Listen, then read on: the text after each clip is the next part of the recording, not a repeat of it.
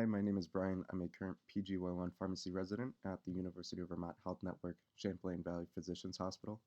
Today I'll be discussing the optimization of venous thromboembolism prophylaxis in critically ill patients with COVID-19. By the end of our discussion today, you should be familiar with the pathophysiology and some of the proposed mechanisms behind coagulopathy seen in the setting of COVID-19.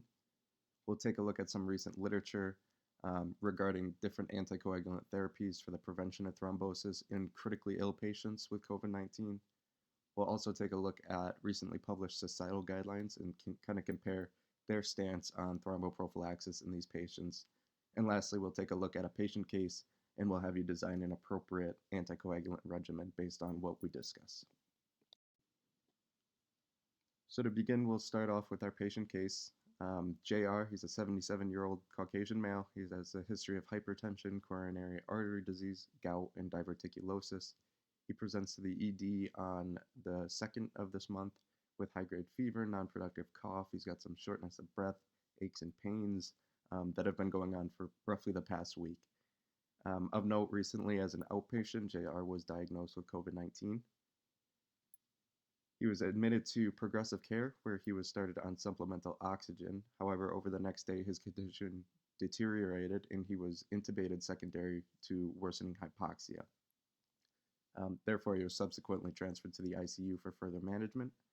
For the sake of the case, today we'll consider 12-4. So this is hospital day 3, ICU day 1.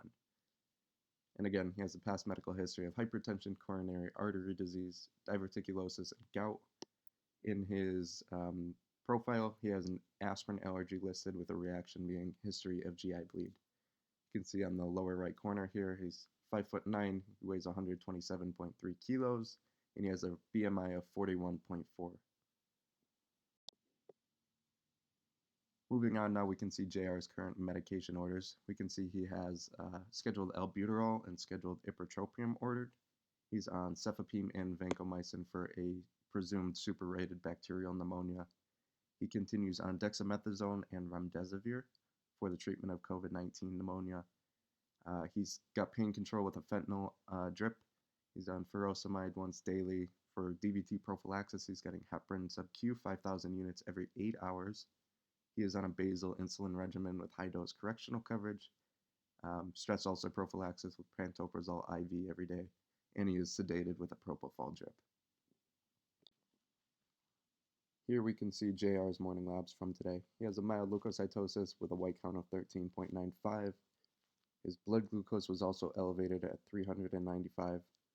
He has some component of acute kidney injury with a BUN of 81 and a serum creatinine of 2.5. And as far as his coagulation studies, he has an elevated D-dimer at 1.08. He had a chest x-ray done this morning that revealed patchy bilateral airspace opacities, again seen which are compatible with multifocal pneumonia. Comparing them to yesterday's exam, there's increased opacifications in the left retrocardiac space. That brings us to our first self-assessment question. It's a selectable apply question. Which of the following risk factors for the development of venous thromboembolism does JR have? A, male sex, B, advanced age, C, prior MI, D, an elevated D-dimer above 500 nanograms per mil, or E, coronary artery disease. Now is a good time if you want to flip back to our patient case and review. We'll revisit these questions at the end of the discussion. So now to our second self-assessment question. Which of the following is the most appropriate adjustment to make regarding JR's anticoagulant therapy for VTE prophylaxis? Is it A, to continue heparin 5,000 units every 8 hours? B, are we going to change to enoxaparin 40 milligrams once a day? C, will we change to enoxaparin 40 milligrams twice a day? D, increase heparin to 7,500 units every 8 hours? E, change to enoxaparin 60 milligrams twice a day? F, will you initiate a heparin drip at 18 units per kilo per hour and titrate it per anti-10A levels? Or G, none of the above? Again, if you want to flip back to the patient case, keep your answer in mind, and again, we'll revisit these at the end of our discussion. Now we'll discuss the pathophysiology of coagulopathy as seen in the setting of COVID-19. On the next few slides, we're going to take it step by step and kind of break down some of the proposed mechanisms that are suggested to lead to this coagulopathy. So the initial step is the actual infection of respiratory epithelial cells by the SARS-CoV-2 virus. It binds to the ACE2 receptor, the angiotensin converting enzyme 2 receptor, and is uptaken into the respiratory epithelial cells as seen here.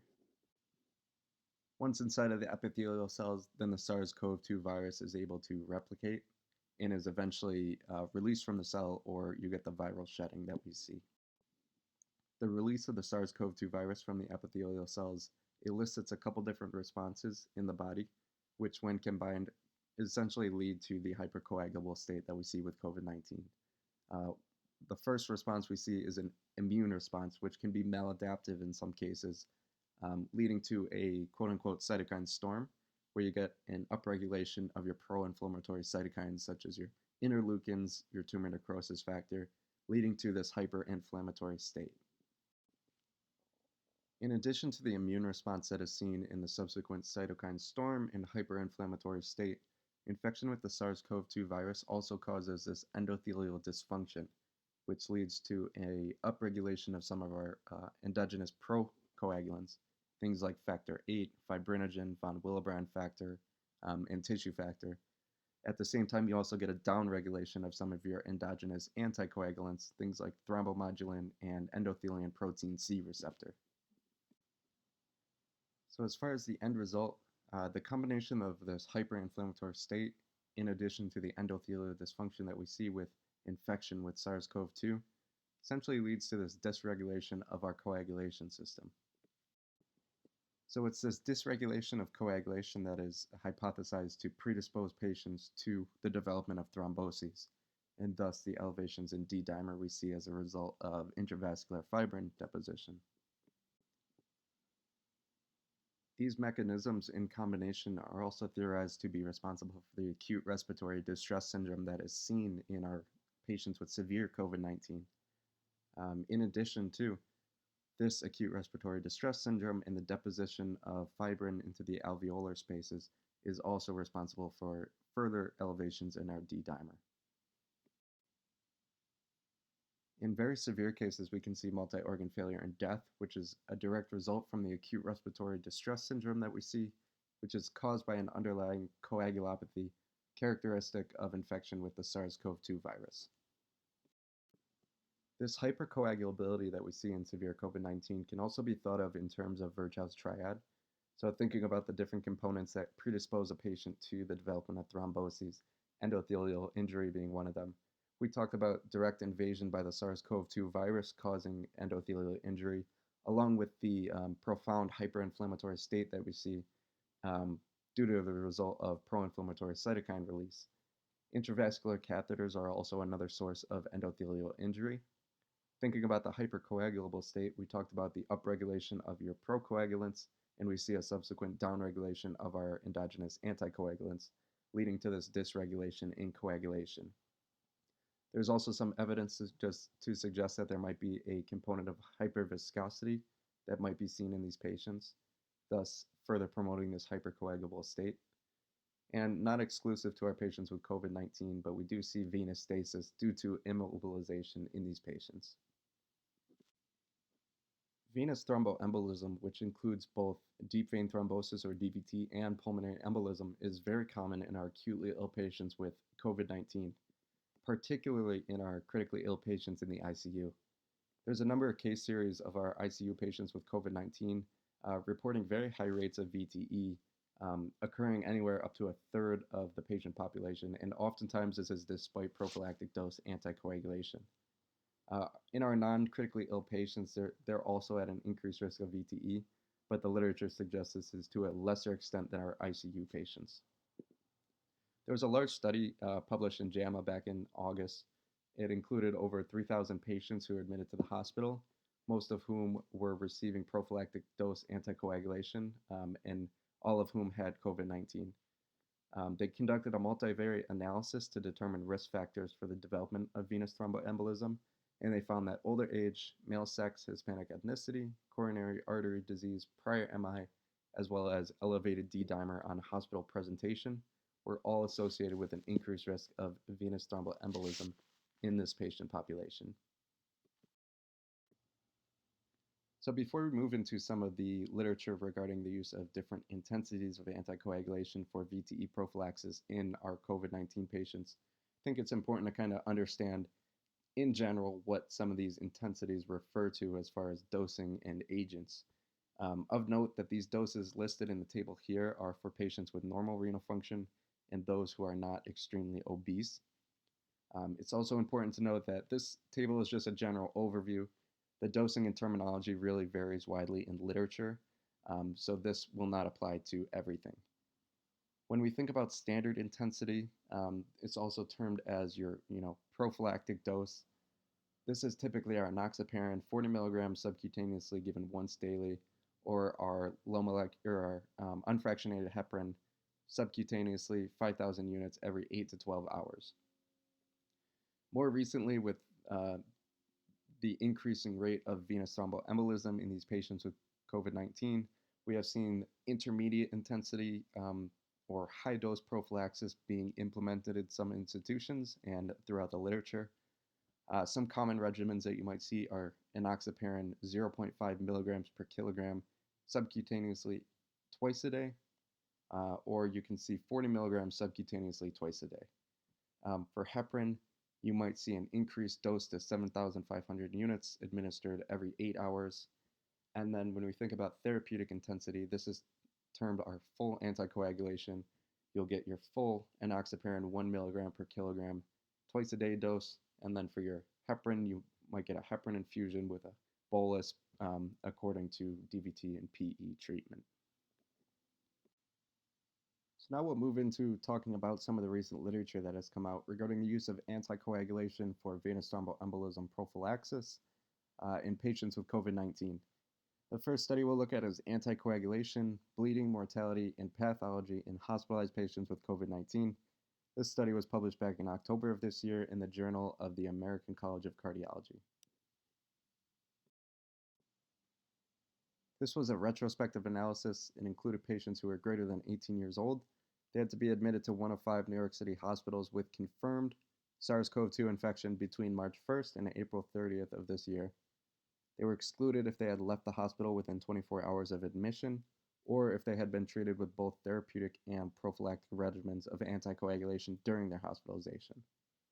The exposure of interest was therapeutic or prophylactic anticoagulation versus no anticoagulation. They defined therapeutic anticoagulation being continuous infusions of bivalirudin, argatroban, unfractionated heparin, patients who received enoxaparin 1 milligram per kilogram twice a day or 1.5 milligrams per kilogram once a day, or patients who are on full dose direct-acting oral anticoagulants, or DOACs. Your prophylactic regimens were considered subcutaneous unfractionated heparin, enoxaparin dose once daily, or low doses of your direct-acting oral anticoagulants. The primary endpoint in the study was in-hospital mortality. For secondary endpoints, they looked at intubation and major bleeding, which they defined using ICD-10 codes, or patients who needed 2 or more packed red blood cell transfusions within 48 hours. Here you can see the baseline characteristics of these patients. In total, there were 4,389 patients that were included in the study, 900 of which had received therapeutic anticoagulation, about 2,000 had received prophylactic, and then 1,500 or so had received no anticoagulation during their stay. The median age of these patients was 65 years old. 44% of them were females. As far as comorbidities, about 35% of the patients had hypertension. About 12.4% of the patients had coronary artery disease. At baseline, only about 1.8% of these patients were on anticoagulation prior to hospitalization. When looking at some of the clinical characteristics of these patients, those in the therapeutic anticoagulant group had higher blood pressures, faster heart rates and respiratory rates, and they also had lower oxygen saturations compared to the other groups. The D-dimer concentrations were also highest in patients who had received therapeutic anticoagulation. And then when they looked at elevated inflammatory markers, so things like your ferritin, lactate dehydrogenase, or your CRP, they saw that these increased progressively across groups from no anticoagulation all the way up to therapeutic anticoagulation.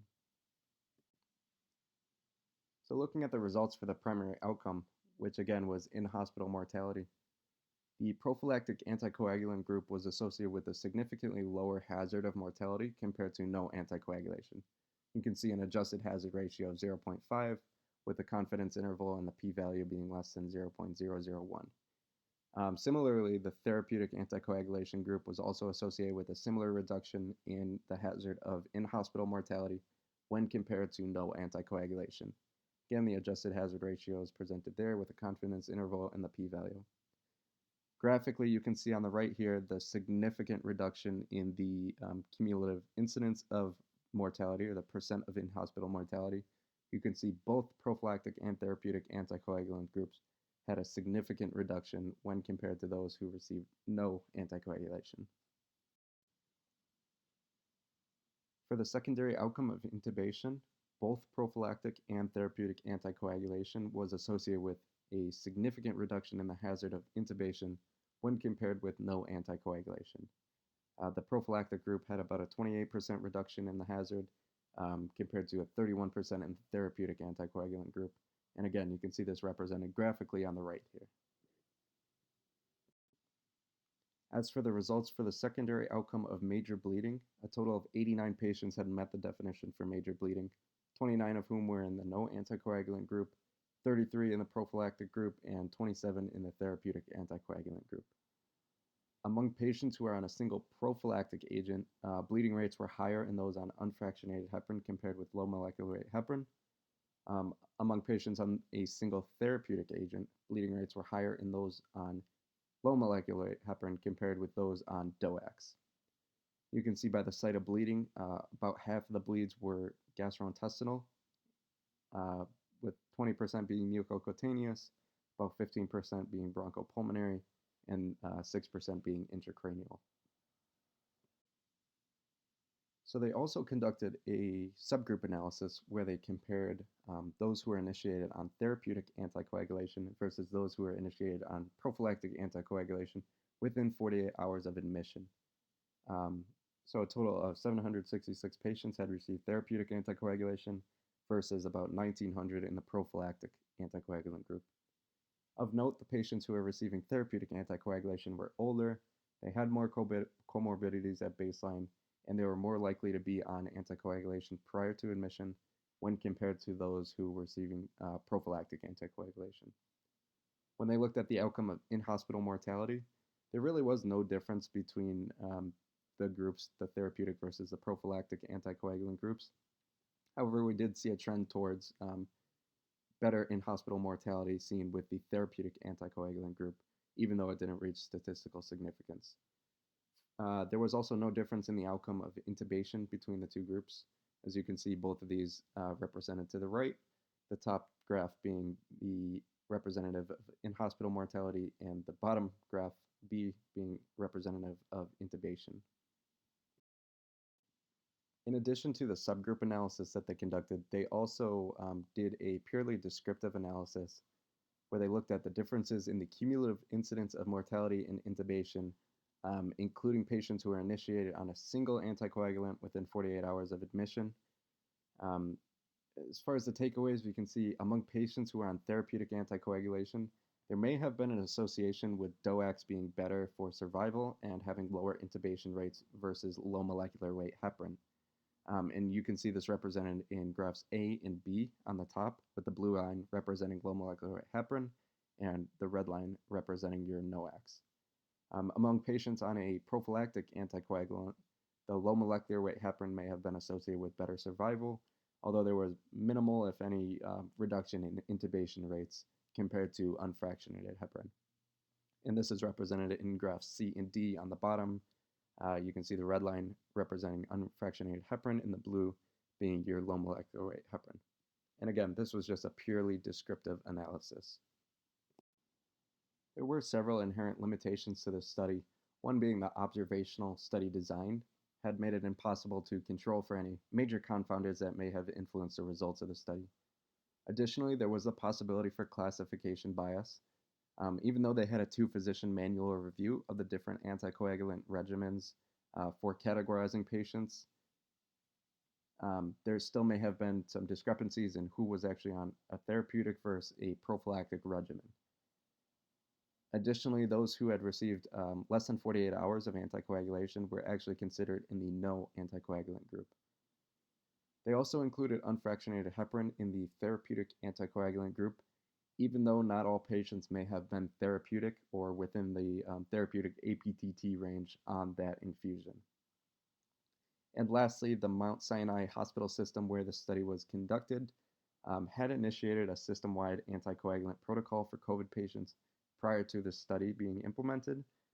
So this may have led to a higher proportion of patients actually receiving anticoagulants when compared to other institutions or the general population. So this may have limited the generalizability of the results.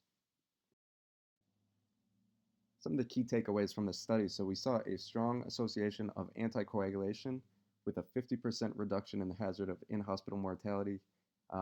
Whether or not it was therapeutic or prophylactic dose of anticoagulation, both were associated with a significant reduction in hospital mortality compared with no anticoagulation. Additionally, both therapeutic and prophylactic anticoagulation were also associated with a significant reduction in the hazard of intubation compared to no anticoagulation. In some of their descriptive analyses, there's a potential benefit for prophylactic low molecular weight heparin compared to unfractionated heparin for the outcome of mortality. And then for therapeutic DOACs, they may be associated with a lower mortality and intubation risk versus low molecular weight heparin. As expected, we did see a higher bleed rate with the therapeutic anticoagulant group. And you can see this represented visually on the right here, some of the key takeaways from this trial. So the next study that we'll take a look at is one of the most recent studies that we have regarding this topic. So this is therapeutic versus prophylactic anticoagulation for severe COVID-19, a randomized phase 2 clinical trial, or the HESA-COVID trial. This was published at the beginning of December of this year. Unlike the previous study that we discussed, and unlike many of the studies that have been published to date on the subject, the HESA-COVID trial is one of the first randomized controlled trials to be published. It's a randomized controlled open-label single-center phase 2 study. Looked at patients who were greater than 18 years of age. They had PCR-confirmed SARS-CoV-2 infection. They also had acute respiratory distress syndrome as defined by the Berlin criteria. They had to have a severe clinical presentation with respiratory failure that required mechanical ventilation. And there were also some other inclusion criteria based on the coagulation studies, as you can see listed there. The exclusion criteria are also listed here. Some that I just wanted to point out. Any patient who had an indication for therapeutic anticoagulation due to PE were excluded from the trial. Patients who had severe renal impairment with a creatinine clearance less than 10 were also excluded. Patients with severe circulatory shock and had a dose of norepinephrine greater than 1 mic per kilo per minute were excluded. Patients with COPD on oxygen at home, advanced dementia, or active bleeding were also not included in the trial. The interventions were either therapeutic enoxaparin, which was dose adjusted according to age and adjusted daily by renal function based on creatinine clearance, or standard thromboprophylaxis, which was either subcutaneous unfractionated heparin at 5,000 units 3 times a day if your weight was less than 120 kilos, or for patients who are greater than 120 kilos, they used unfractionated heparin 7,500 units subcutaneous 3 times a day.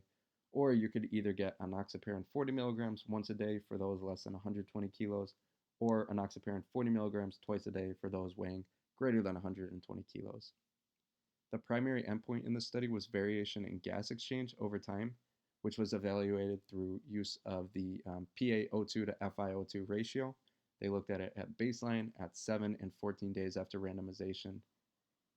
They looked at a number of secondary endpoints as well, including time until successful liberation from mechanical ventilation.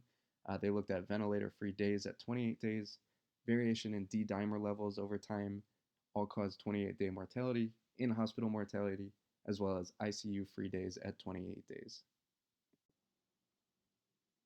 The Hesse-COVID trial was a very small study. It only included 20 patients, 10 of whom were assigned therapeutic anticoagulation and 10 of whom were assigned to prophylactic anticoagulation. At baseline, there were not any significant between group differences regarding baseline characteristics. Of note, the mean BMI between the two groups was 34 kilograms per meter squared. Again, given the inclusion criteria and the patient population, 100% of patients were on mechanical ventilation for acute respiratory failure. At the time of the study, remdesivir was not yet FDA approved, so no patients actually received remdesivir. About 70% of patients were on corticosteroids, 60% of patients were requiring pressure support and were on norepinephrine. The mean D-dimer in these patients was 3,792 micrograms per liter, and the median SOFA score was 10 between these patients. For the primary outcome of the variation in gas exchange, according to the PaO2 to FiO2 ratio over time, we saw no statistically significant difference in the prophylactic anticoagulant group, as you can see represented in graph A on the right there. However, when we looked at the therapeutic anticoagulant group, we saw a statistically significant increase over time in the PaO2 to FiO2 ratio, indicating an improvement in gas exchange over time. And this is represented by graph B on the right. When looking at some of the secondary outcomes in the trial, we saw a higher number of ventilator-free days in the therapeutic enoxaparin group when compared to the prophylactic anticoagulation group. There was no difference in some of the other outcomes, such as 28-day all-cause mortality rate, in-hospital mortality rate, ICU-free days, or the length of hospital stay. For the secondary outcome of D-dimer levels, we actually saw a statistically significant increase over time in D-dimer levels with the prophylactic anticoagulant group, and you can see that on the graph C on the right. When we looked at the therapeutic enoxaparin group, there was a statistically significant decrease over time in D-dimer levels, again represented on the bottom graph D.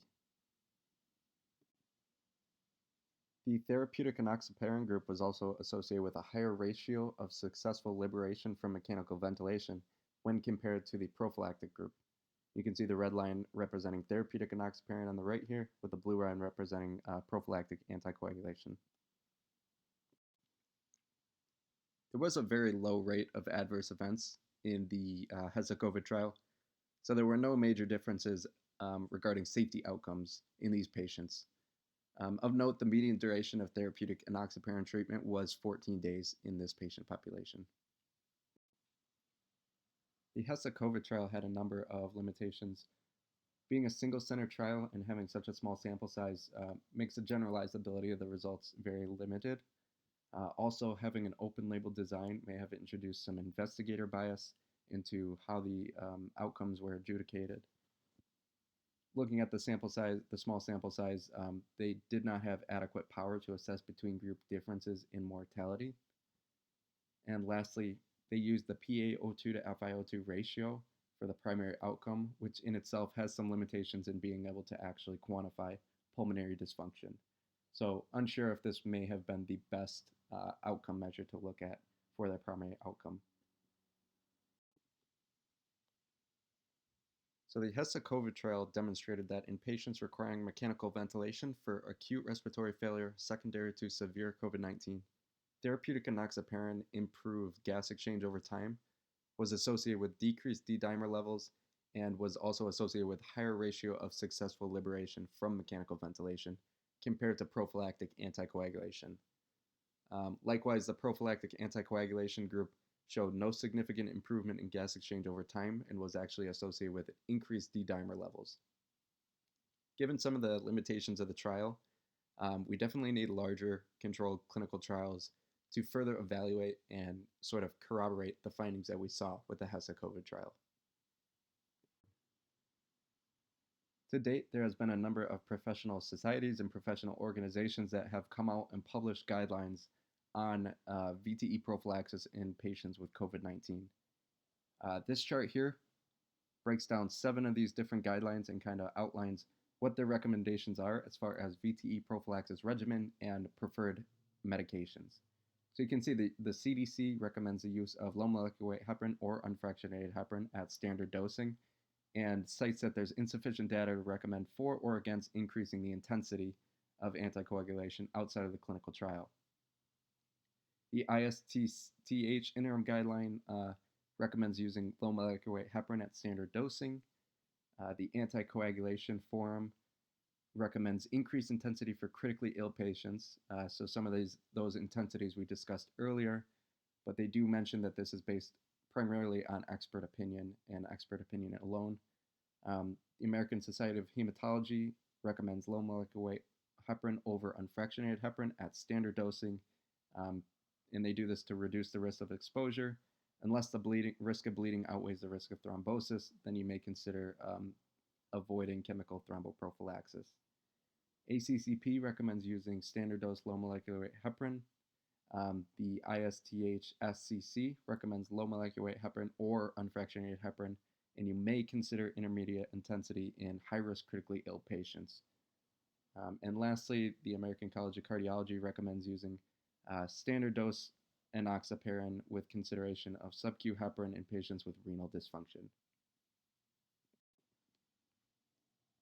I included this chart in here just to show you that there are a number of ongoing clinical trials currently underway to help answer the question of what is the optimal VTE prophylaxis strategy in patients with COVID-19. As we discuss the HESA-COVID trial and some of the results, you might be wondering what the role for therapeutic anticoagulation is and whether or not we might be routinely implementing therapeutic anticoagulation for all of our patients with COVID-19. These guidelines that we talked about also set out to kind of offer guidance on this issue. And what the general consensus is that therapeutic anticoagulation really should be reserved for those patients who have either suspected or proven VTE. Outside of that, therapeutic anticoagulation really isn't supported by literature and supported by evidence. So until there's more clinical trials to support its routine use, really reserving it for those patients. Again, as we saw with the number of ongoing clinical trials to answer the question of proper intensity of VTE prophylaxis, there's also a number of trials underway that are evaluating the routine use of therapeutic anticoagulation in patients with COVID-19. On the next several slides, I included some protocols I was able to find published online from other institutions across the country, just to kind of give you an idea of what other institutions are doing and how they are managing their patients with regard to VTE prophylaxis. So you can use these as a reference moving forward, kind of see what they're doing. May want to implement pieces of each of these into your own practice and how you manage our COVID-19 patients.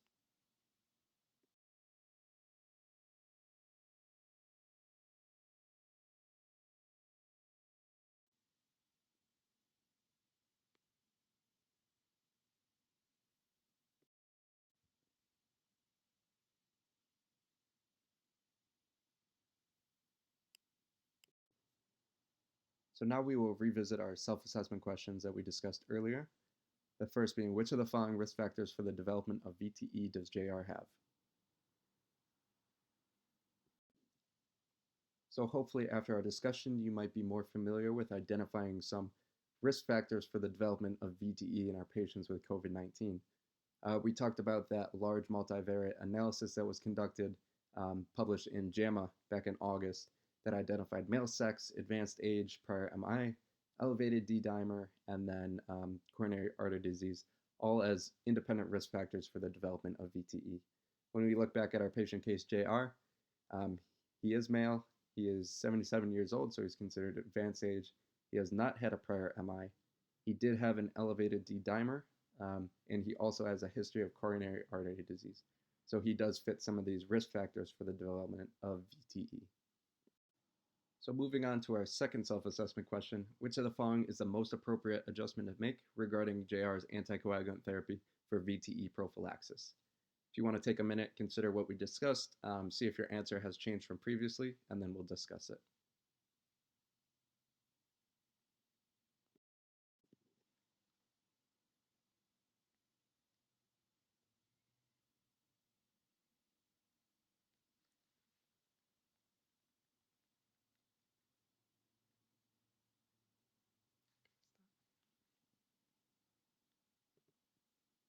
When thinking about VTE prophylaxis in our patient JR, I don't think that there's any one right answer in this particular case.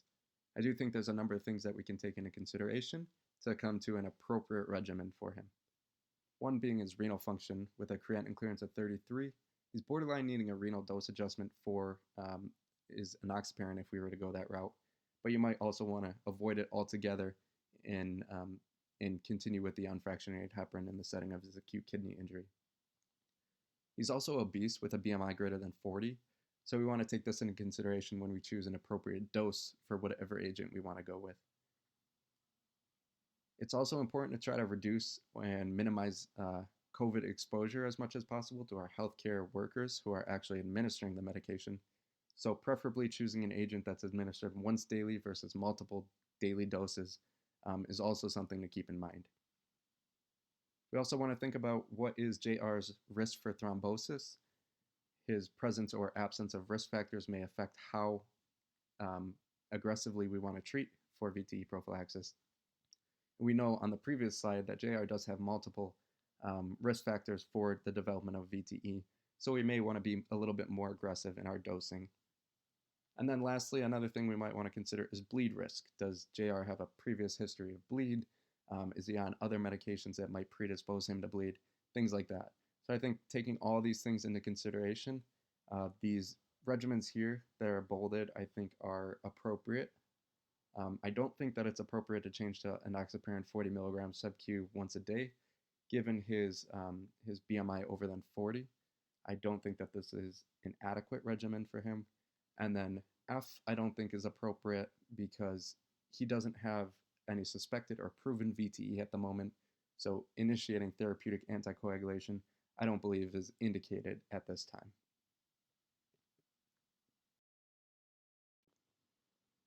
So what are some clinical implications and key takeaways from our discussion today?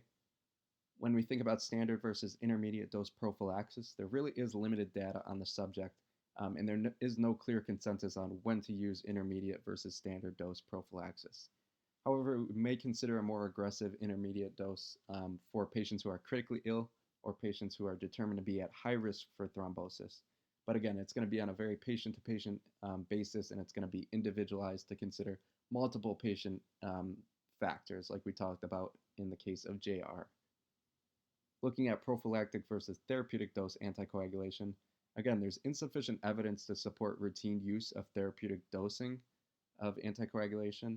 We did talk about in the COVID trial, there is some promising evidence regarding its use in terms of clinical outcomes, but until there's more data, we can't really suggest the routine use. So the general consensus is to reserve it for patients with proven or highly suspected venous thromboembolism. As with every aspect of managing patients with COVID-19, the area of venous thromboembolism prophylaxis is rapidly evolving. As we talked about, there's many studies underway currently, and there's new studies coming out every day, so it's something that's going to be evolving rapidly and may change in the very near future.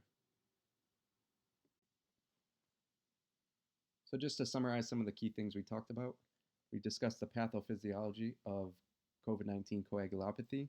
We know that infection with SARS-CoV-2 virus causes a hyperinflammatory state and dysregulated coagulation, which causes this coagulopathy.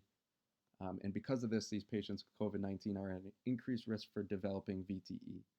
We know this is particularly true in our critically ill patients who are in the ICU. To date, the optimal anticoagulation strategy for patients with COVID-19 remains unknown. And like we discussed, it's a rapidly evolving area of study. And there's many studies underway that may change the landscape in the near future. For now, though, the choice of agent and intensity should be individualized on a patient-to-patient basis, and we should consider things like minimizing staph exposure, patient renal function, risk of thrombosis, bleeding risk, as well as the presence or absence of obesity. So that will conclude our discussion today on venous thromboembolism prophylaxis in our critically ill patients with COVID-19. Thank you for joining me. If you have any questions, comments, or concerns, feel free to send me an email. My email is listed on the first slide of the presentation, or you can feel free and go ahead and leave a comment in the comment section down below, and I'll be happy to get back to you. So once again, thank you guys for listening.